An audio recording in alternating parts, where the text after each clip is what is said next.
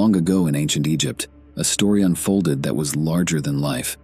It was a story of jealousy, family drama, and epic battles. But it was also a story of love, doing the right thing, and how good can triumph over evil. Set, the god of chaos, betrayed and murdered his brother Osiris, the king of Egypt. Set then seized the throne for himself. As king, Egypt fell from a peaceful and prosperous land into one of tyranny and chaos. During his rule, his paranoia got the better of him, and in the process, he scattered Osiris's body across Egypt. Isis, the wife of Osiris, took it upon herself to bring her beloved back to life. The road to resurrection was not an easy path.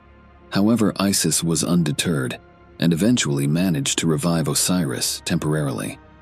Osiris had dwelled in the land of the dead for too long, and in that time, he had become the lord of the underworld. With his newfound responsibilities, he could no longer stay in the land of the living. But before his final departure, he left behind his legacy with his wife Isis, an unborn son that was destined to rule Egypt and return it to its former glory. This is a story of revenge and retribution. This is the story of Horus. Isis, finding herself pregnant, was in a perilous situation. She carried within her womb the future king, Horus, the son of Osiris. However, her fears were well-founded, for Osiris's jealous brother, Set, harbored malicious intentions. Set's thirst for power and his obsession with thwarting the destiny of his nephew knew no bounds. Desperate to safeguard her child, Isis sought the protection from her fellow gods. Her path led her to the highest of gods, Ra, the supreme deity of Egypt.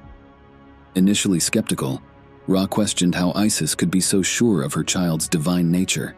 With unwavering faith and determination, Isis responded, "I am Isis, and my child is conceived from Osiris's seed." Her words resonated with the divine assembly, and Ra immediately understood. He issued a decree that would echo through time. Set could not harm Isis's unborn child. To ensure the safety of the unborn prince, Ra assigned the goddess of protection, Werethakau, as her guardian. The stage was set for a divine showdown, a struggle between destiny and jealousy. Set, a figure consumed by jealousy and ambition, was not easily swayed by divine decrees. Ra's promise of protection did little to deter him from his treacherous path. With a heart full of malevolence, he devised a scheme to imprison Isis in the spinning house of Sais. It was a cunning move intended to disrupt the divine lineage and seize power for himself. But Set's nefarious plans didn't just end with the capture of Isis. His own wife, Nephthys, was also ensnared in a web of treachery and was confined to her house under Set's control. It appeared that Set's machinations were proceeding smoothly, and the future of Egypt hung in the balance. Though Isis was imprisoned, she did not let that deter her from her goal. She was determined to escape this prison and raise her child as the rightful heir to the throne. Nephthys, Set's wife, eventually found her path to freedom. She defied the bonds that held her captive and, in a surprising act, extended her hand to help Isis break free from the spinning house. With her freedom reclaimed, Isis stood at a crossroads. The safety of her unborn child remained her sole purpose, and she was determined to protect him at all costs. Her journey, however, was far from over. Isis, cradling the future of Egypt within her, embarked on a quest of protection and hope. She sought refuge on the secluded floating island of Pe, where Wadjet, goddess of serpents, and the Nile Delta held sway. This island, adrift in the waters of Egypt, would become a sanctuary for Isis and her unborn child. Recognizing the profound significance of her actions, Isis severed the island's bindings. This caused the island to set sail upon the ancient waters, carrying with it the hopes and destiny of a kingdom. On this secluded isle, hidden from Set's malevolent intentions, Isis would continue to safeguard her divine offspring and nurture the legacy of Osiris. As time passed, Isis would continue to wander and remain hidden from Set. Amidst the serene and mystical swamps of the Nile Delta, Isis embarked on a journey both arduous and miraculous. Her heart burdened with foreboding, found herself alone in the depths of the swamp. Her labor was a trial that tested even the mightiest of gods. With each wave of pain, she called out for the help of the divine, and her cries reached the heavens. As the first light touched the earth on the spring equinox, a day synonymous with rebirth and new beginnings, the arduous labor became a profound and sacred moment. In this tranquil corner of the world, within the fragrant lotus flowers and the soothing sway of the papyrus reeds, the child of Osiris and Isis was born into the world. His name was Horus, and his arrival symbolized not only his destiny, but also the eternal cycle of life and renewal. As news of Horus's birth reached the ears of Set, a chilling determination seized him. He would not rest until this divine child's breath was stilled. The gods of old knew that Set's malevolence had no boundaries, and they gathered around Isis to protect her and the newborn Horus. Isis, aided by deities like Nephthys, Wajet, Nekhbet, Hathor, and others, orchestrated a daring plan.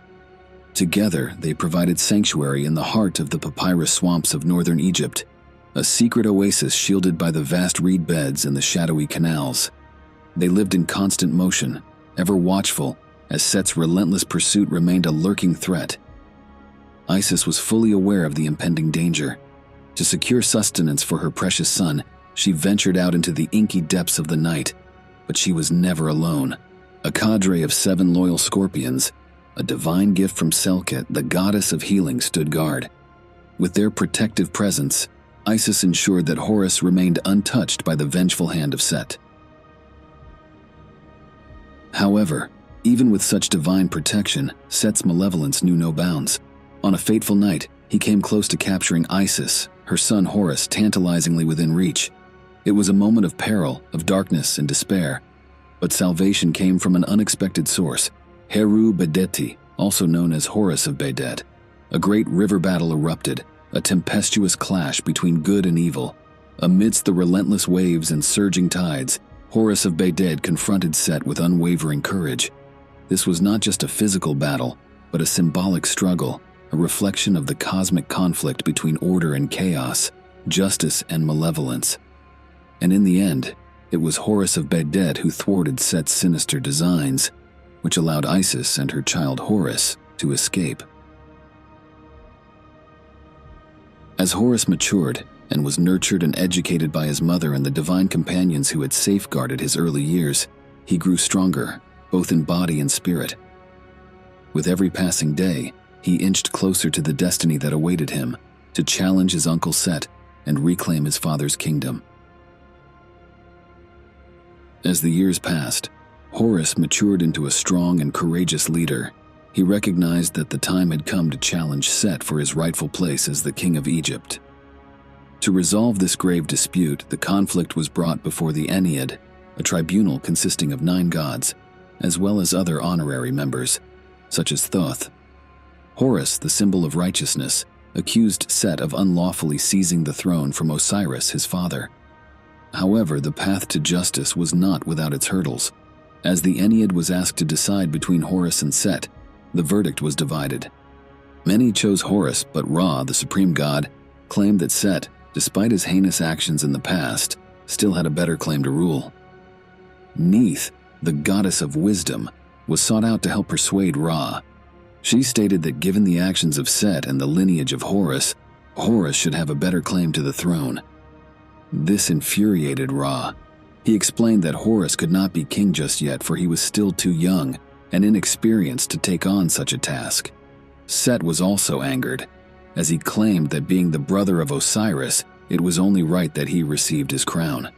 The gods engaged in a series of back-and-forth arguments until Isis, Horus's mother, scolded the other gods for being undecided. It was unthinkable that Set, who was responsible for Osiris's death, could inherit his throne. Many of the gods were speechless. This certainly was a compelling argument, but Ra was not prepared to concede just yet. Ra stated that Isis's opinion was not impartial, and that if they were to have a fair trial, it had to be held on an island in the middle of the Nile, so that the jury could decide without outside pressure.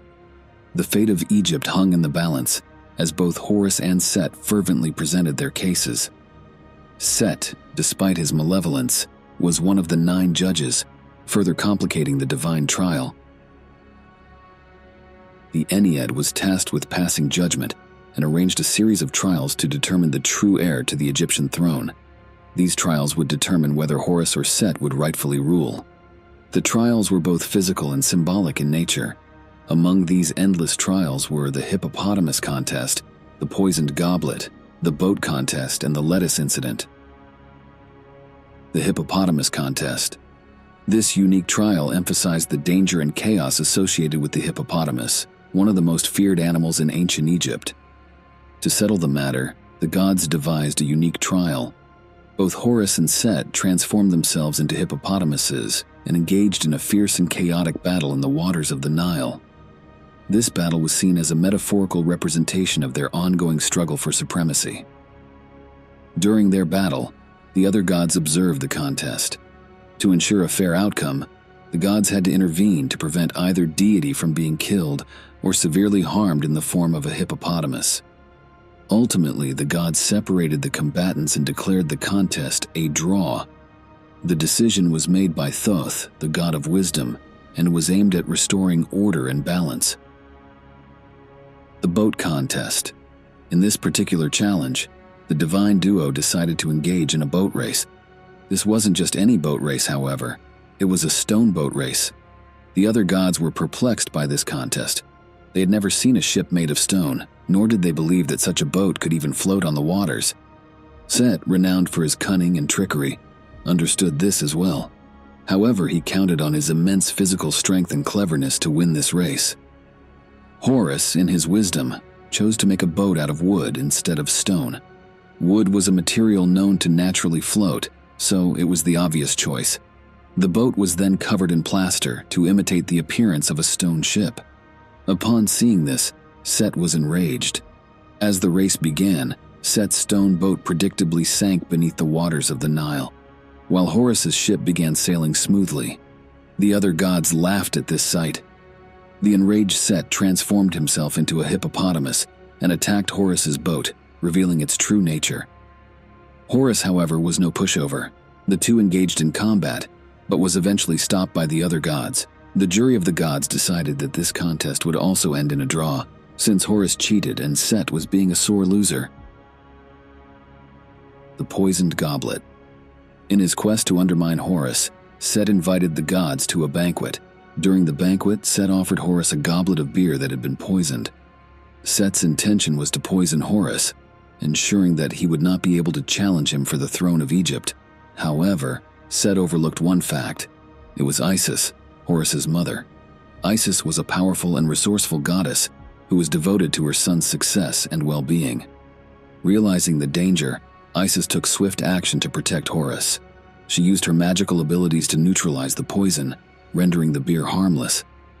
Horus, unaware of the poisoned goblet and the intervention of his mother, drank from it without suffering any harm. When Set discovered that his plan had failed, he accused Horus of using sorcery to thwart his deadly scheme. The gods, including Ra and Thoth, intervened in the dispute, putting an end to yet another battle. The lettuce incident. Perhaps the most infamous and comical incident occurred at yet another feast. At this party, all the gods were invited, which created a minor problem. There were not enough rooms to host everyone, which resulted in multiple gods having to share tents. As if to cause problems, Horus, Set, and some other gods were assigned to the same tent. That night, while everyone was asleep, Set took advantage of the situation. In an attempt to discredit Horus's claim to the throne, Set made his way to Horus's bedside and unloaded his seed onto Horus's body. However, Horus slept with one eye open. He was cautious when Set was around and caught the seed in one hand, not letting it touch his body. Horus informed his mother about this, and she quickly cut off his hand and threw it into the Nile. Using her magic, Isis was able to create a new hand for her son. In order to get revenge on Set, she proceeded to collect seed from her son. She then deposited the seed into Set's favorite vegetable, the lettuce.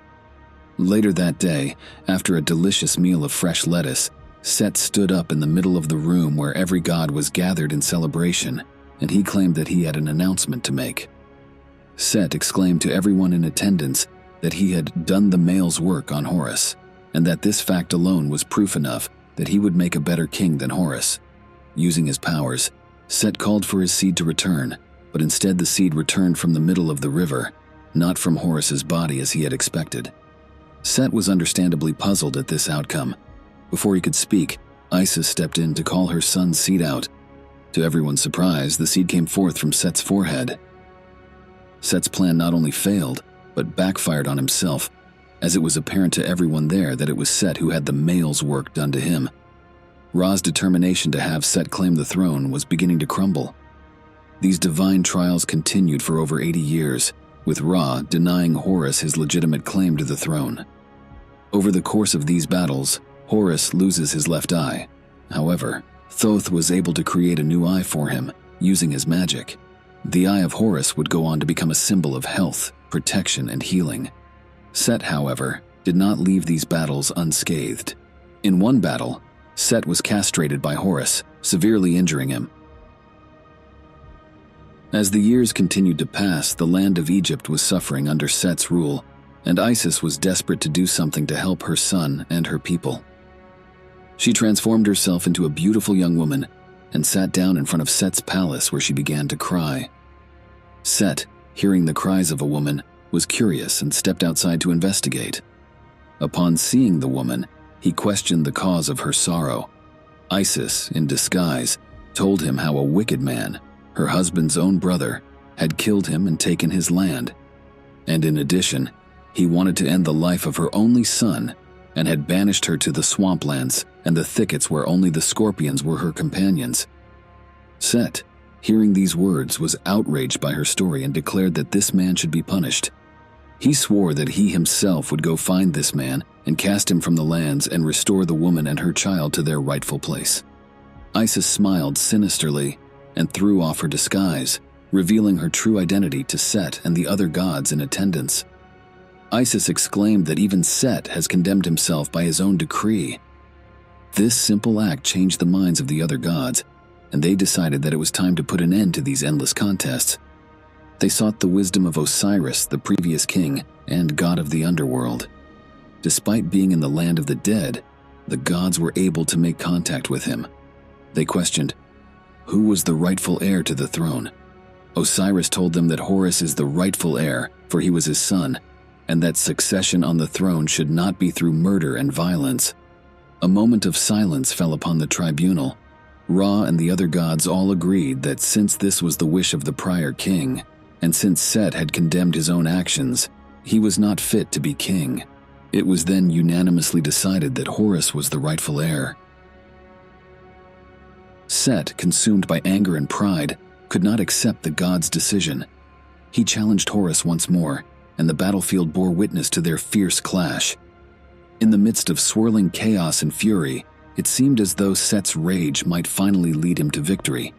Yet, Horus possessed a swiftness of both body and mind that surprised even the gods.